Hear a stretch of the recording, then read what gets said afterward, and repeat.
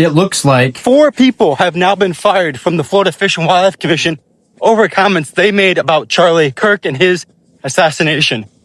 The first one was removed for making a joke about how the whales care as much about Charlie Kirk's assassination as he did allegedly about children being shot in schools.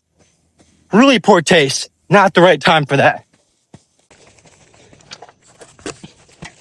Now, the other 3, I don't have the specific reasons why.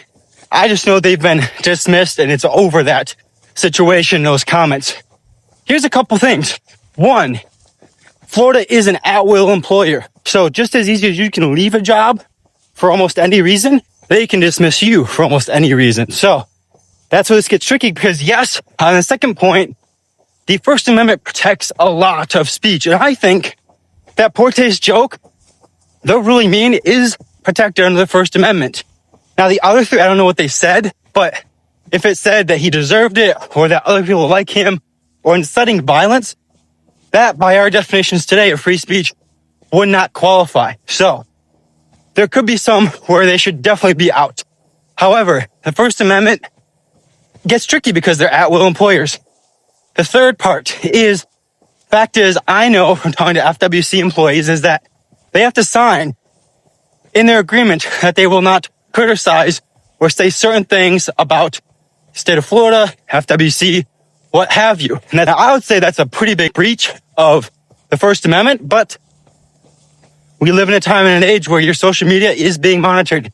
Or if you work for someone, they're going to be monitoring you. There's technology now where they can scan your face and find it on anything online. So you better believe, especially with the criticism they're getting, the correct criticism that FWC is getting, they're looking at all social media.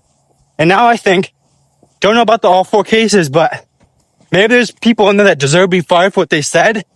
I'm going to look into it more. I know they're compiling spreadsheets and information of these people because they want to have a legal defense, because there could be some suing going involved.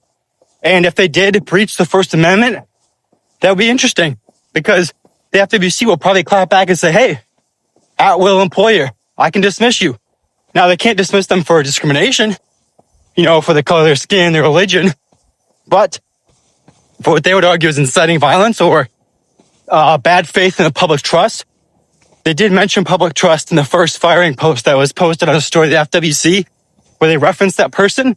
So I think it's going to be tricky. But again, 4 people have now been dismissed from the FWC for comments related to Charlie Kirk's assassination.